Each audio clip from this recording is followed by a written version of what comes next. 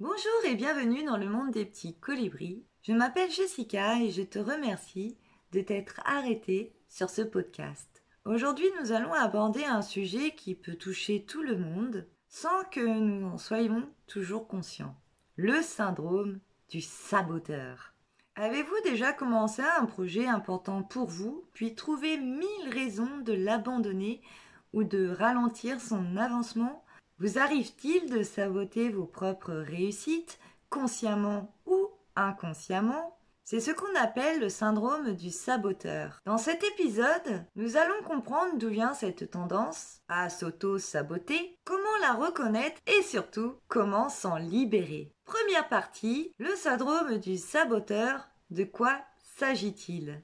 Eh bien, le syndrome du saboteur, c'est cette petite voix intérieure qui, à chaque fois que vous êtes sur le point de réussir, vous pousse à douter, à abandonner ou à créer des obstacles. Parfois, c'est de manière subtile, vous procrastinez, vous trouvez des excuses, vous vous fixez des objectifs irréalistes. Et parfois, c'est plus direct. Vous renoncez à une opportunité ou prenez des décisions qui vous empêchent d'avancer. Mais pourquoi faisons-nous cela ? Pourquoi nous empêchons-nous d'atteindre nos objectifs alors que nous savons pertinemment ce que nous voulons ? Passons à la deuxième partie, ce que disent les experts, les causes de l'auto-sabotage. Selon la psychologue clinicienne Marie Adou, le syndrome du saboteur est souvent lié à une faible estime de soi ou à la peur de l'échec. Paradoxalement, beaucoup de gens saboteurs ont aussi la peur de réussir. Pourquoi ? Parce que la réussite entraîne des responsabilités, des attentes accrues et parfois la peur de perdre ce que l'on a accompli. Le psychiatre et auteur Daniel Goleman explique que l'autosabotage est aussi un mécanisme de défense. Nous nous sabotons pour éviter la douleur potentielle du rejet, de la déception ou de l'échec. En d'autres termes, on préfère échouer volontairement plutôt que de risquer un échec imprévu. Mais comment savoir si nous sommes dans cette dynamique ? C'est ce que nous allons voir dans cette troisième partie. Reconnaître les signes du saboteur intérieur.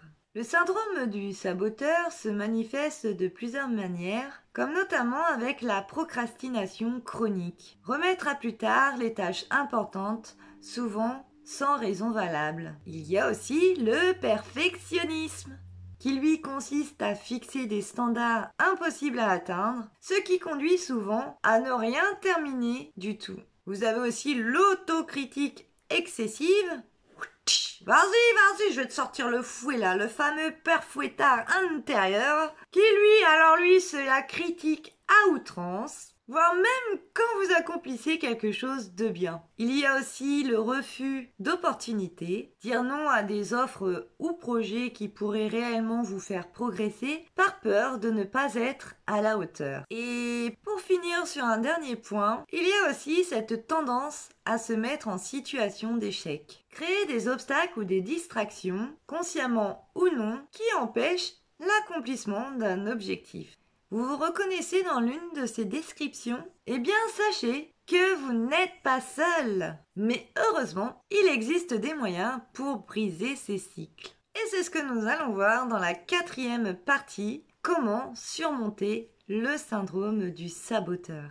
Pour contrer cette tendance à s'auto-saboter, voici quelques stratégies efficaces. Premièrement, prendre conscience de ces schémas d'auto-sabotage. La première étape pour changer est de reconnaître vos comportements. Quand vous voyez que vous procrastinez ou que vous évitez une tâche importante, arrêtez-vous et demandez-vous pourquoi. Deuxièmement, acceptez l'imperfection. Le perfectionnisme est un des plus grands saboteurs. Apprenez à accepter que tout n'a pas besoin d'être parfait pour être véritable. Faites de votre mieux et acceptez que certaines choses peuvent rester incomplètes. Troisièmement, décomposez vos objectifs en petites étapes. Un gros projet peut être intimidant, mais en le décomposant en tâches plus petites et gérables, vous êtes plus susceptible de faire des progrès constant. Quatrièmement, parlez de vos peurs. Discutez de vos craintes avec quelqu'un en qui vous avez confiance. Souvent, verbaliser vos angoisses peut les rendre moins puissantes. Cinquièmement, célébrez vos petites victoires. Récompensez-vous pour chaque étape franchie, aussi petite soit-elle. Cela renforce positivement vos actions et vous motive pour continuer. Maintenant, passons à la cinquième partie où je vais vous poser toute une série de questions pour savoir où vous en êtes avec ce fameux syndrome du saboteur. Première question, avez-vous déjà commencé un projet avec enthousiasme pour finalement l'abandonner sans raison claire et pourquoi?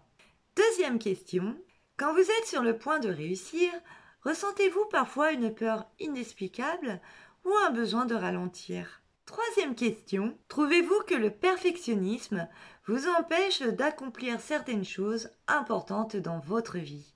Quatrième question, quelle est la dernière fois que vous avez refusé une opportunité par peur de l'échec ou du jugement? Cinquième question, avez-vous l'habitude de vous critiquer sévèrement, même lorsque vous avez bien fait? Sixième question, quand vous procrastinez, quelle excuse vous donnez-vous le plus souvent pour justifier ce comportement? Septième question, quel petit succès avez-vous déjà atteint, mais que vous n'avez pas suffisamment célébré? Huitième question, quelle habitude pourriez-vous adopter pour vous éloigner de l'auto-sabotage? Neuvième question, quand vous pensez à la réussite, cela vous inspire-t-il ou vous effraie-t-il et pourquoi? Dixième et dernière question, si vous pouviez parler à votre saboteur intérieur, que lui diriez-vous? Ces questions vous permettront de prendre du recul sur l'autosabotage. Prenez le temps d'y réfléchir pour y répondre. Plus vous pourrez les identifier et les désamorcer avant qu'ils ne prennent le contrôle. Pour ceux qui souhaitent en apprendre davantage et mieux comprendre ce mécanisme du saboteur intérieur, je vous conseille le livre des 5 blessures qui vous empêchent d'être soi-même de Lise Bourbeau, un ouvrage qui propose une réflexion sur les blessures émotionnelles profondes qui peuvent conduire à l'autosabotage comme le rejet et l'abandon. Et une phrase clé, nos blessures d'enfance conditionnent notre capacité à nous accomplir pleinement. Puis un autre livre de Frédéric Fangé, Oser, thérapie de la confiance en soi, un livre qui vous apprend à dépasser vos peurs pour oser réussir en travaillant sur la confiance en soi, car la vraie confiance en soi vient de l'action et non de la perfection. Et j'en arrive déjà à la conclusion, où je vais vous laisser avec cette réflexion. Quelle est la première chose que vous pouvez faire aujourd'hui pour cesser de saboter votre propre réussite? Il suffit parfois d'un petit pas pour briser le cycle. Voilà, c'est fini. Je vous remercie d'avoir écouté ce podcast sur le monde des petits colibris. Si cet épisode vous a aidé à mieux comprendre le syndrome de l'auto-saboteur, n'hésitez pas à partager vos réponses aux questions dans les commentaires. Abonnez-vous pour ne pas manquer les prochains épisodes. Et surtout, rappelez-vous, vous avez le pouvoir de briser ce cycle et d'atteindre vos objectifs. Je vous dis à très bientôt dans un prochain épisode et je vous embrasse bien fort. Prenez bien soin de vous et de vos proches. Bye bye!